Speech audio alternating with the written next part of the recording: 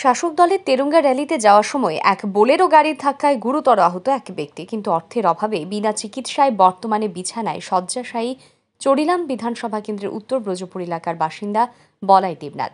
দুর্ঘটনায় আহত বলাই দেবনাথের চিকিৎসার জন্য রাজ্যের মুখ্যমন্ত্রীর কাছে হাত জোড়ে সাহায্যের আবেদন জানান বলাই দেবনাথের অসহায় স্ত্রী এবং গর্ভধারিণী মা। জানা গেছে, গত 23 মে বিজেপি চড়িলাম মণ্ডলের উদ্যোগে চড়িলাম বাজারে তেরঙ্গা র্যালিতে যোগদান করার জন্য বলাই দেবনাথ বিশালগড় থেকে অটো গাড়িতে করে রওনা দেন, কিন্তু অটোটি সিপাহীজলা নৌকাঘাট এলাকায় আসা মাত্রই উদয়পুরের দিক থেকে আসা TR03F1855 নম্বরের একটি বোলেরো গাড়ি অটোটিতে সজোরে ধাক্কা মারে। এতে করে গুরুতর আহত হন বলাই দেবনাথ। ঘটনার সঙ্গে সঙ্গেই তাকে বিশালগড় মহকুমা হাসপাতালে নিয়ে যাওয়া হলে চিকিৎসকরা তাকে জিবি হাসপাতালে রেফার করেন। সেখানে চিকিৎসার পর বলাই দেবনাথকে বাড়িতে নিয়ে আসা হয়। চিকিৎসকদের বক্তব্য, বলাই দেবনাথের মাথায় এবং বুকে গুরুতর আঘাত রয়েছে, তাই তাকে উন্নত চিকিৎসার জন্য বহিরাজ্যে নিয়ে যেতে হবে। কিন্তু অর্থের অভাবে বহিরাজ্যে নিয়ে যেতে পারছে না তার পরিবার।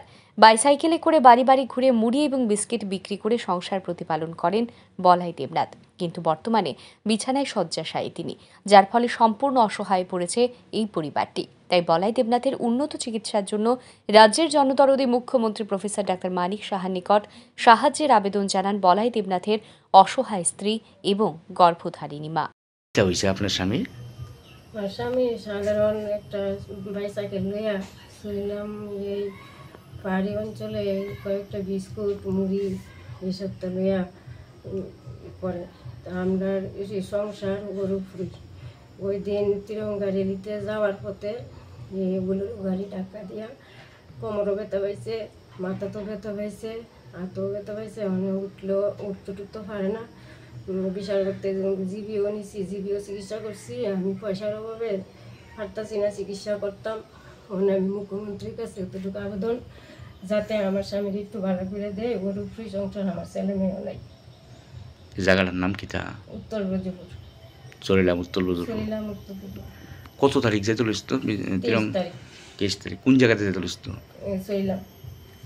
তো এখন কি মানে শরীর মানে বেশি খারাপ না? বেশি খারাপ। আমি পয়সার অভাবে পারতাছি না চিকিৎসা করতাম।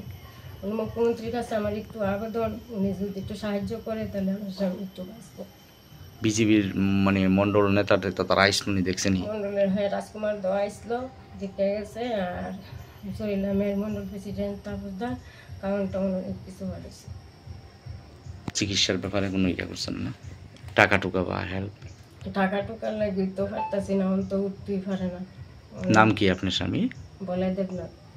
এই দুর্ঘটনার খবর পেয়ে চড়িলাম মণ্ডলের বর্তমান সভাপতি তাপস দাস সহ অন্যান্য নেতৃত্বরা বলাই দেবনাথের বাড়িতে ছুটে গিয়ে যথাসম্ভব সাহায্যের হাত বাড়িয়ে দেন। তবে বহিরাজ্যে নিয়ে চিকিৎসা করানোর জন্য যে পরিমাণ অর্থের প্রয়োজন তার যোগান কেউই দিতে পারেননি, যার ফলে বলাই দেবনাথকে সুস্থ করে তুলতে মুখ্যমন্ত্রীর নিকট সাহায্যের কাতর আর্জি জানান বলাই দেবনাথের পরিবার।